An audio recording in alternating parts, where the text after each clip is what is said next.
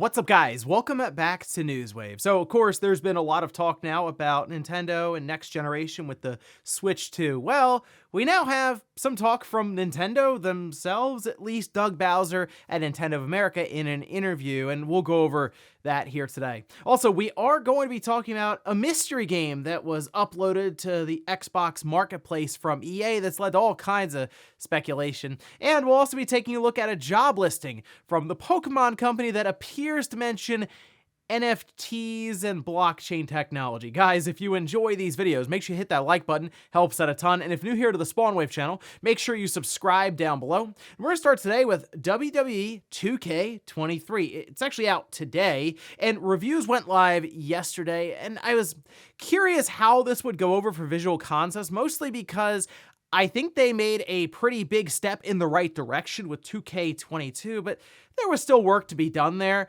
However, with 2K23, it appears that they have indeed built on that foundation, which we can see the score over on Metacritic currently sitting at an 84. Now, this on the PS5 with 14 critic reviews.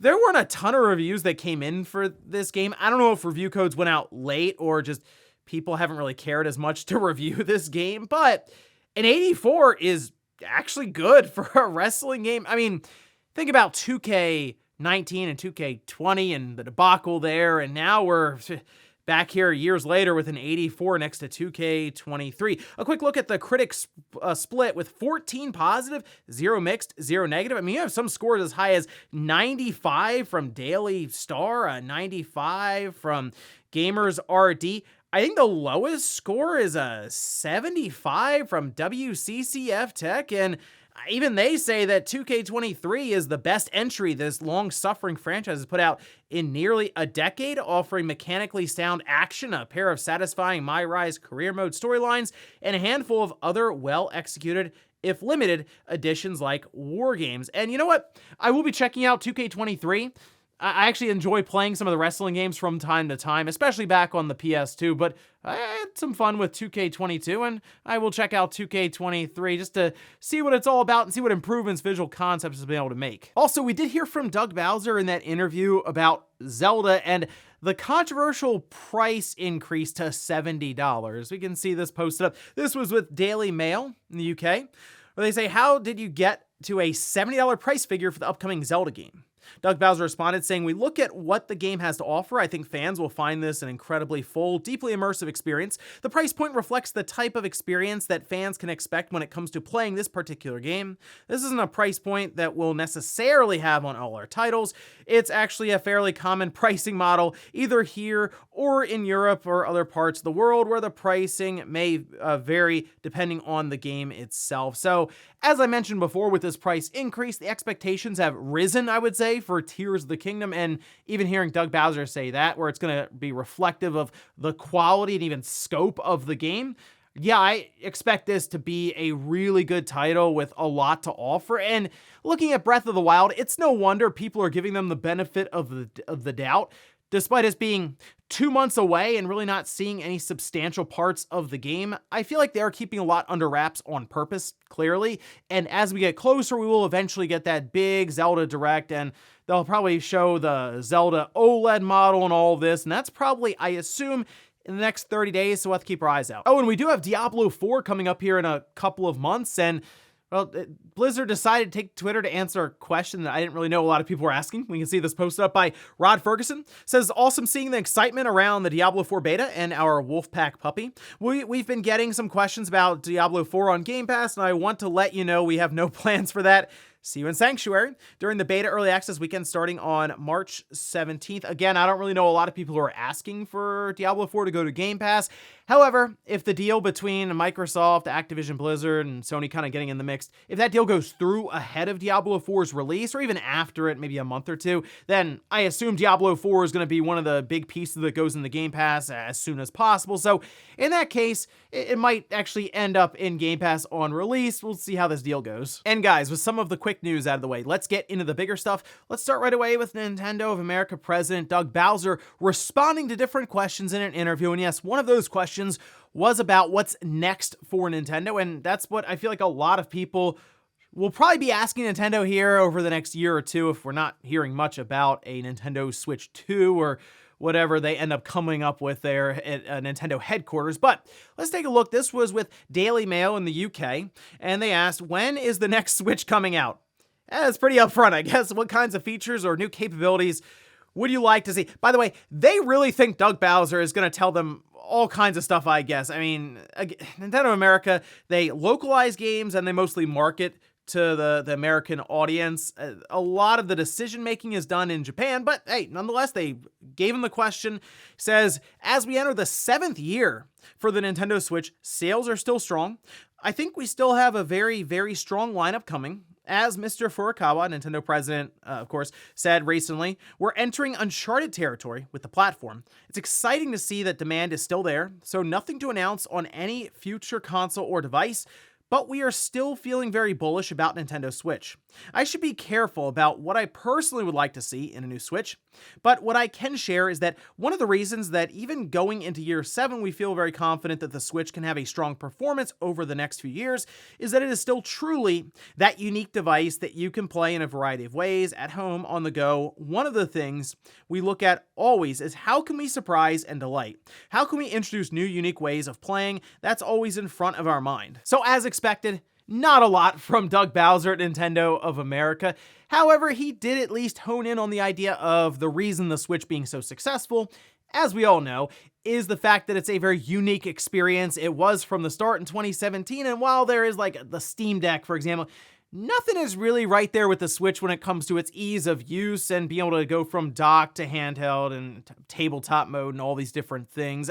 They've really built this experience to be kind of that all-in-one platform, which makes sense as they brought their handheld and home console divisions all together to create games around this one platform. But the idea of them thinking, all right, well, the uniqueness of this is really what made it successful. How unique does the next offering have to be? Can they get away with just doing a more powerful Switch and work to implement some kind of little twist in there to make it feel somewhat different from this current platform, but not too different? Or do they go off the wall wild like Nintendo likes to do and come up with some crazy idea and it doesn't necessarily reflect what we have now with the Switch? And that, of course, is the big question and the reason I think heading up to their eventual reveal of the next generation system, there's going to be still a lot of talk and intrigue around it. Now, the other part here is, it does mention that they feel very strong and bullish on the Switch now, and I mean, yeah, we're going into the 7th year currently. We assume by the end of this year, there will be some sort of mention of the next generation device, but if they feel solid about the current lineup and they're not really in a rush to do much, we could legitimately end up in 2024, midway through, before they're ready to announce something for that holiday, or who knows, maybe we go into 2025 before we hear about their next generation platform. That seems like they drag it out a bit too long and might end up replicating or falling into the same trap that they did with the Wii, where that went on a bit too long and they ended up with the Wii U. But we'll see what Nintendo has planned, hopefully by the end of this year. If nothing else, when it goes into actual manufacturing, which I've seen some talk about this system being taped out and going into manufacturing, they wouldn't be manufacturing for more than a year, right? It would be something where if it was coming out in the holidays, they would start actually ramping up serious manufacturing in probably late June, early July. And at that time, things will probably leak out of the factory. So one way or the other, we'll find out information from either leaks through the press or Nintendo themselves. But for now, Doug Bowser seems pretty happy with their lineup coming up, like The Legend of Zelda and Pikmin 4. Maybe Metroid Prime 4 to close out the year, we'll see. Oh, also real quick, if you were someone who cared about Madden on the Switch, Doug Bowser was asked about that too, which you can see here with the question, is Madden coming to the Switch? And just Doug Bowser saying, that's a better question for my good friends over at EA. Yeah, I'm sure EA is going to get right on that one. Next up, speaking of EA, a mystery upload was spotted, at least them submitting a game to the Xbox marketplace that we assume is going to be multi-platform, as EA tends to do. But this one in particular caught people's eye because sort of the category and really trying to figure out exactly what game it would be outside of F1. We can see this posted up over on Twitter from Lumia. It says new EA game submitted to the Xbox store. Codename Lorem Ipsum 70. By the way, that's just a phrase that's a placeholder text, so It's basically just Title 70 from EA. So this is just, we want to get this uploaded and sent out and submitted to the Xbox store, and we'll come back and fill in the details for the title and all of that later. And obviously they figured someone might spot it, like was done here. Category is racing and flying. Size just over 20 gigabytes, 20.45 gigabytes to be exact. So people are looking at this thinking it's F1 23. However, many other people were quick to correct that there is another listing for that, or another submission for that. And the timing doesn't match up with that as much, as that's something that would be later on in the year. I think like midsummer, July, I believe. So in this case, what else could it be? Well, Codemasters seems to be involved because some of the developers there were replying to tweets about this with little eye emojis. And from there, you can figure, all right, if it's not F1, but it's still a racing or flying game, could it potentially be their first entry into the WRC series, as now EA and Codemasters are developing under that license? It was originally with a different developer, if I remember. Last year they did, I think, Generations, and now it's moved on to Codemasters and EA, and maybe they're preparing to showcase it in some way. And it could be the full game, could be a demo, who knows? But that's kind of where I'm placing my bet, is it's their WRC 23. But the fact that it's been submitted tells me that maybe the release is pretty close for this game as well, or again, could be some sort of open beta or something along that. But we are coming up on E3 time, and then we also do get random announcements on the lead up to that as well. So I guess at any point we could see EA show up with an announcement for whatever Lorem Ipsum 70 ends up being. Next up, let's talk about the Pokemon Company and why one job listing has people really concerned about the future of the Pokemon card game, maybe the Pokemon games in general. Well, let's take a look. This posted up over on greenhouse.io, and this is an entire job listing for the Pokemon Company International. We can see the job title is Corporate Development Principal, or President and Corporate Development Office. And if you scroll all the way down, they have an entire section of what you'll bring, essentially their expectations and their qualifications for what you'll be bringing to the position.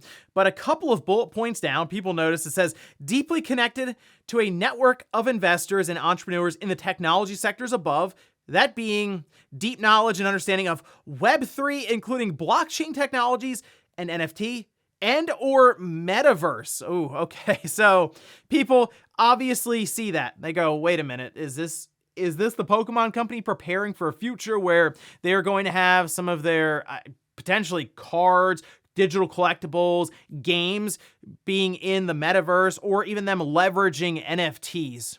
And to be honest, yeah, it's possible. What I see this as, though, is because the job seems to be more or less R&D, or just development, and the idea of future growth and coming up with new ideas that they can leverage, what appears to be 10, even 15 years down the line, it would make sense that they would look for someone who has a long list of qualifications, because there's a lot of other stuff in there when it comes to forward-thinking or forward-looking ideas in technology, and them trying to get a team together to essentially predict the technological future and figure out which way to go with things depending on the market.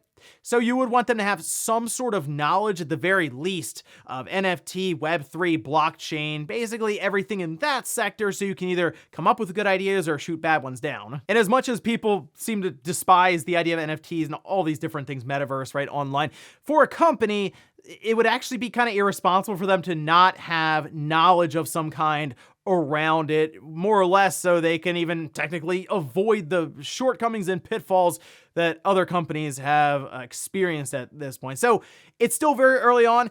I wouldn't read into this as, oh wow, NFTs are showing up with the Pokemon Company next year or something. In 10 years, it's possible, but to be honest, who knows what the world is going to look like in 10 years anyway. And in our last bit of news, let's talk about Dead Island 2, because believe it or not, this game is actually coming out next month. Still sounds weird to say that Dead Island 2 is coming out in like 30 or so days, but here we are. And we had several previews go live yesterday, and I gotta tell you, I'm looking at these previews. This game actually looks really good, and I didn't see that one coming either, just from the overall troubled development that we've been hearing and even experiencing throughout the last several years. But there are a couple of videos and as well articles like this one that were posted up. This is a pretty good one from MP First, Dead Island 2, everything we've learned from playing it. And the reason I like this one is because they have everything kind of bullet point set up, and they also mark different spoilers if you want to really go in as blind as possible into Dead Island 2. But some of the stuff that was shown and explained here is very intriguing. No difficulty options, but they do mention that there are 6 different slayers that you can pick from to start off with, and they'll have different kind of attributes or ways that they'll tackle different situations and bonuses they get, and as well as different dialogue options. But they have 6 different save slots, so you can actually have a save slot for every single slayer and experience the game completely that way. It is not open world. It's kind of like semi-open world, I guess. They're different zones, and each zone is broken up by a loading screen, so you will at least be acknowledged that, oh, I'm going to a completely different area. These don't actually link together necessarily.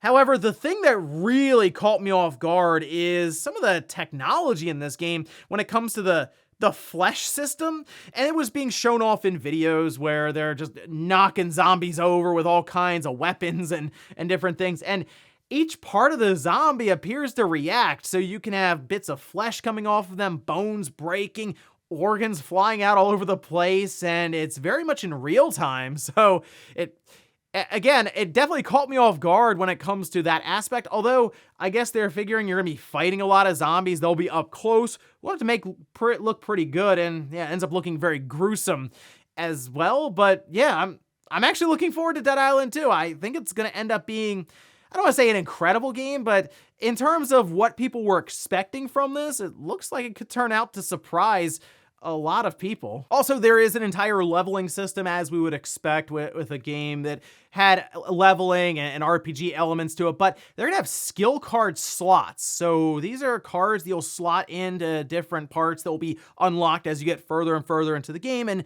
increase your overall level. And it sounded like a pretty interesting spin on the idea of getting skills without needing that wild looking skill tree, very complex looking skill tree at times. This game is coming out April 21st, and I think it's going to be a lot of fun when we get there, so I'm looking forward to it. And before we go to the comment of the day, we're going to take a look at the poll that I posted up yesterday, where I asked, what of these new game releases in April are you most excited for? Let's see, we have Star Wars Jedi Survivor at the top, 48%. Advance Wars 1 and 2, though, 21%, okay. And then Mega Man Battle Network Legacy Collection, then Dead Island 2, and then Minecraft Legends. So, yeah, I gotta say, out of all of these, for me, it is Star Wars Jedi Survivor. I just really liked Fallen Order, and this looks like they are building on top of that, and even, as they say, taking advantage of the now current-gen platforms with the PS5 and the Xbox Series. Advance Wars, though, and Dead Island 2, Mega Man Battle Network, it's shaping up to be a really good April, so I'm very excited to get there. And we'll finish up at the comment of the day, as you're seeing here. This is from that one guy saying, the fact that cross-gen continues just shows that we've hit a point where we really don't need hardware updates nearly as often. Yeah, I think we are working into a point of just diminishing returns, and like I feel like 4K for a lot of people is the roof. Is anyone out there rushing to get an 8K set right now? I don't think so. I think more people are starting to notice the frame rate as opposed to the resolution.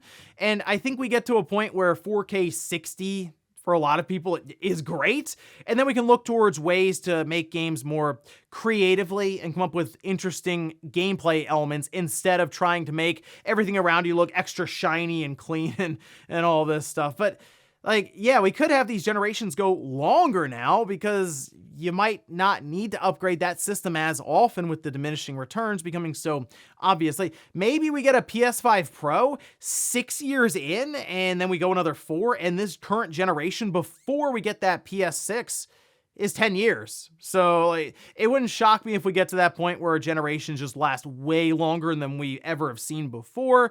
And again, a lot of that comes down to the visuals not getting as big of an upgrade anymore, especially now that we're on SSDs versus those mechanical hard drives. It really makes me wonder what else is there to upgrade necessarily other than going to 8K or going to, what, 240 frames or something. And ladies and gentlemen, that's going to do it here for Newswave. If you enjoyed this video, guys, hit that like button. If not, hit the dislike. Leave comments down below about everything we talked about here today. Whereas Doug Bowser talking about The Legend of Zelda at $70, or even Nintendo's next generation platform, potentially the Switch 2, but I think Nintendo has something else up their sleeve. And also, what about EA's mystery game? What do you think that'll end up being? And then the Pokemon Company playing around with NFTs and blockchain technology. You think that's something that's coming up in the near future, or just something they're being aware of now, potentially for 10 or 15 years down the line? Thanks, guys, for watching, and I'll see you next time.